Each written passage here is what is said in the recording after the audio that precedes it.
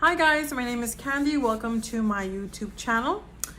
Today I'm going to be talking about procrastination. Why?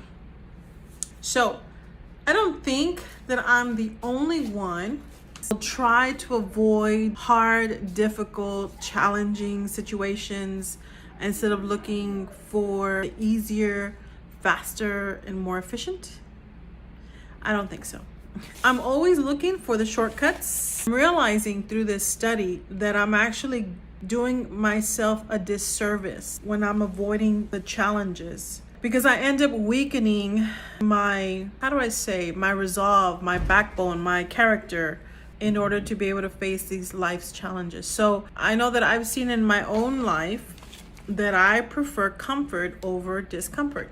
Of course, I wish that I didn't have to go through any discomfort in life in general. My instincts to avoid that pain in all areas in my life have actually cost me from achieving some of my goals in my life. I remember growing up that I had growing pains, literal growing pains. Some people experience it, some people don't. I did. And so in the middle of the night, I would wake up and my bones, my joints were just hurting me so much. And I would wake up my mom and she would put some kind of a cream over my knees. And she would just rub my knees, and I would slowly go back to sleep. And because I was experiencing growing pains. My son had that too. And so pain, it just seems like it's something to run from, to avoid it. I remember when I was going to college, my last semester to get my degree was the hardest semester. I would drive up to the campus and literally I would be crying in the car because it was just so hard to finish, and it was just a battle. And I was on my last semester. So of course I would wipe my tears, clean up my face, and go into that class and do what I had to do. But it was so painful. Mentally, emotionally, it was such a struggle. And so I think that's why we find ourselves procrastinating things that are going to cause us some measure of pain, some measure of discomfort. Pain seems to be the common side effect whenever we try to strengthen an area in our lives. It's mostly emotional, but it's still pain. So what we do is we avoid those projects, we avoid those issues that are hard. But I want us to look at some things square in the face in this video. And one of them is that life wasn't meant to be easy. You need to understand that. You need to be open and understand that, because a big part of procrastination, or at least of my procrastination, comes from choosing easy over discomfort in most things. So before this revelation, my thing was to find things that I could snuggle up to, where it was safe, minimize the risks, and play it smart. So I was looking to find my comfort zone and stay there.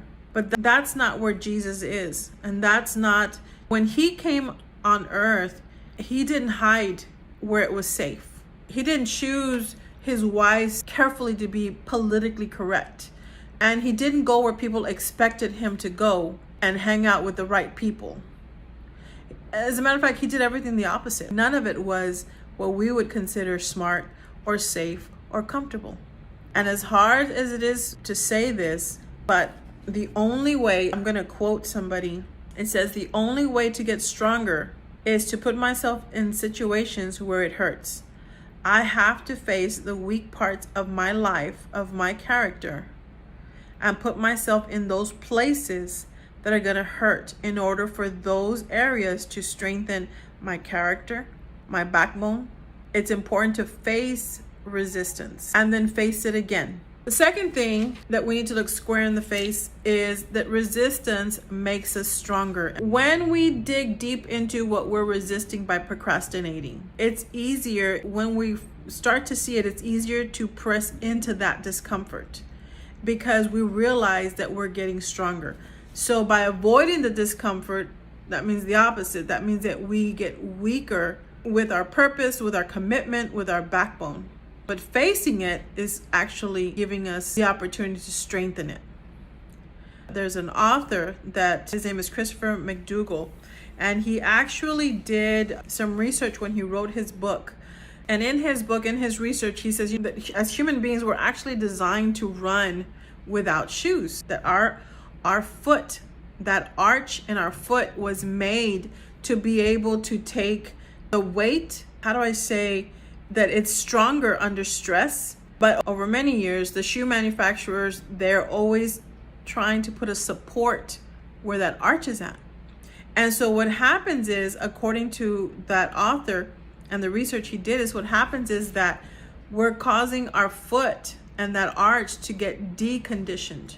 So it gives way to us having injuries to our feet and to our ankles. It made sense to what I was talking about in procrastination, that when I'm looking for the easy way, I'm actually weakening my resolve, my backbone, my commitment, my purpose. When I have to deal with difficult things, I'm not going to have it in me to do it because I've weakened my character. So in the same way that we can weaken our feet or ankles by supporting them, as that example of that author gave us, we also weaken our internal strength by avoiding resistance. The bottom line is that nobody can do it for us. We're the only ones that can strengthen ourselves by addressing our weak areas and facing them bravely. I remember seeing one of the reels or one of the shorts on social media of Kobe Bryant talking about in the areas that he found himself weak in, he would actually work that area in the summer when they were off on break, because during season he didn't really have the time. He had to be obviously doing, it was game on. But in the summer, he would just work the weak area the whole entire summer. And so it became a strength along with the other strengths that he had, which just gave way for him to be an incredible basketball player. And so I'm going to read Hebrews 12. It's on verse 11. It says, this is what the Bible talks about. It says, no discipline seems pleasant at the time, but painful. Later on, however, it produces a harvest of righteousness and peace for those who have been trained by it. So life can be painful. Life can be uncomfortable. Jesus never promised us an easy life. And much of what God asks me, at least me, I don't know about you, but much of what he asks me to do pushes me past my comfort zone. I will tell you that doing these YouTube videos for me, getting on my Instagram, is really, I'm putting myself out there for all the world to see and everyone to judge me. And that is something that I struggled with for a very long time. But God had put it in my heart he made this platform available so that I could share the wisdom that he had given me through the years regarding his word, working with women and experiences, and be able to share them with somebody that could use that help, that guidance. A lot of what God's going to ask us to do is going to take us out of that comfort zone. It's going to push us out of there. And so avoiding this discomfort is a big reason why we procrastinate. Now, that's not the only reason, not just the discomfort, but a lot of times it's what we call a shift of responsibility. And I mentioned this in my other video, but I'm going to go in depth a little bit right here. It's when you start your day, your plan is clear. Today, I'm going to accomplish 1, 2, 3. But unfortunately, we're living in a time where technology, you get a text, an email, a phone call, bombards us our day, and it demands our attention. And so once I get a text, sometimes I'll be doing a content video and I'll get an email or I'll get a text or a phone call's coming through, and I have to ignore it because I'm in the middle of doing a YouTube video. But that's not always the case throughout the day. When those things come through, they demand our attention, and they demand it right. And so the more of my life that is directed towards the demands of others, the less I'm able to manage my responsibilities. And I need to recognize that. I need to see that, because some of the responses I understand we have to deal with, but we need to be able to learn to distinguish between what can wait and what needs to be addressed, so that we can tend to following through whatever it is in front of us, our projects, our dreams, whatever that may be. The fourth thing is people pleasing problems. If you're going to face the issue of procrastination and the overloaded schedules, then we're going to have to deal with this. So when you realize that most of the time, at least I can speak for myself, and maybe some of you can relate, I do my best to please people, to help them. I don't want to offend others, but sometimes when I'm in that mind frame, it takes time away from what I'm having to do, what I believe that God's told me to do. So I make some poor choices. I'm going to read you this. This is a quote from Lisa Turkhurst. I don't know if I'm saying her name right. God bless her if I'm not. Oh, God bless her anyway, but I'm just saying she better explain this point. She's an author of the book called The Best Yes. And she says, we are afraid of people not liking us, not admiring us, not being pleased with us. So we spend the best of who we are doing a million things we know we aren't supposed to be doing.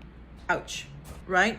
So we have to be careful with that. So what I'm going to do next right now is we're going to identify what our true priorities are.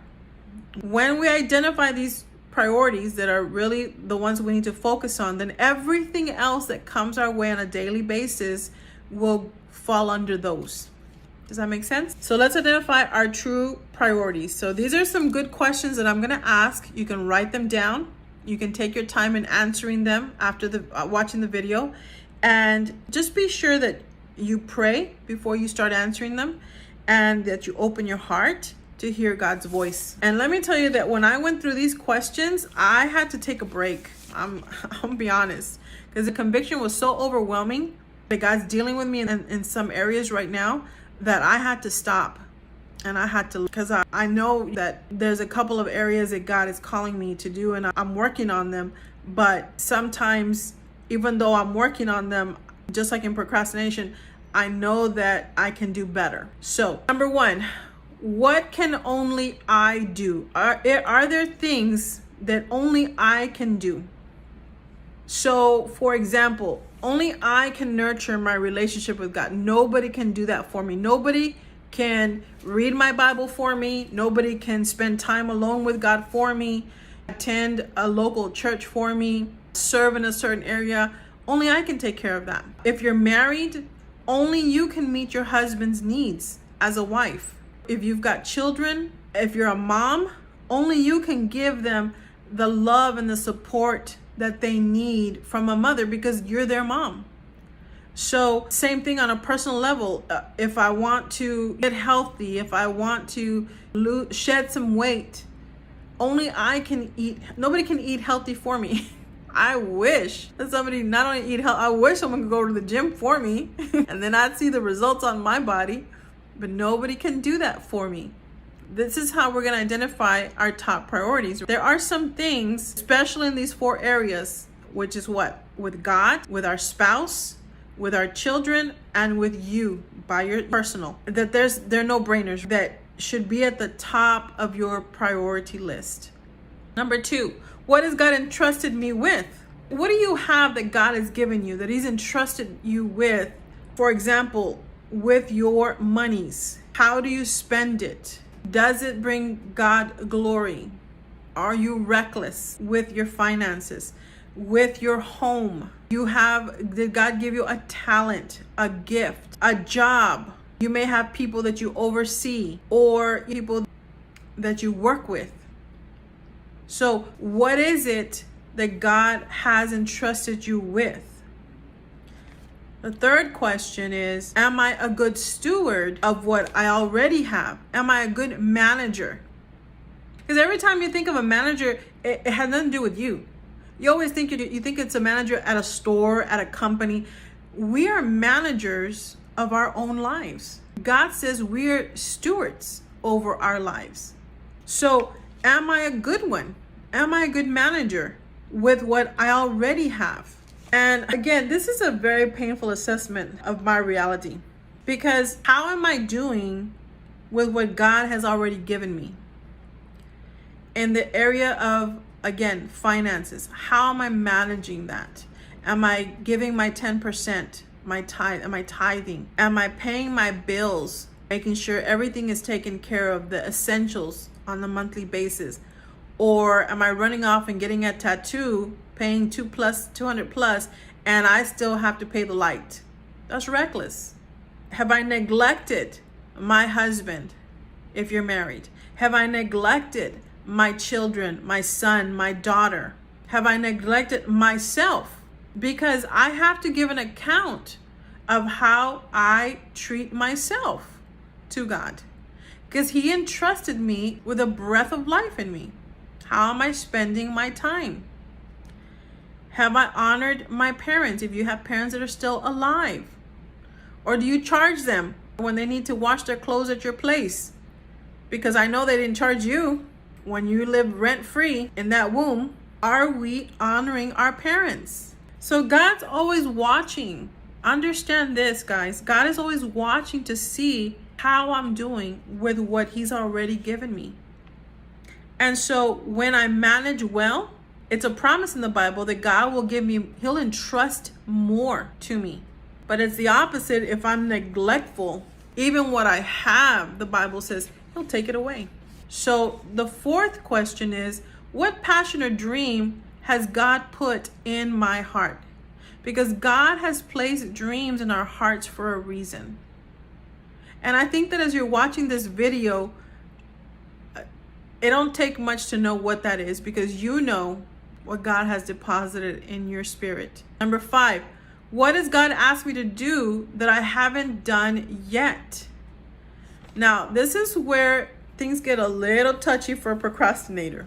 When we take things that God's called us to do and we put it off, that's where procrastination transitions into disobedience. It's no longer an issue of procrastination. Now you're just being straight up disobedient. I heard this statement, and I'm going to read it. Old orders are standing orders. You know what that means? That means that if God asked you to do something years ago and did not revise, did not update the directions, that means He still expects you to do it. It's never too late to be obedient.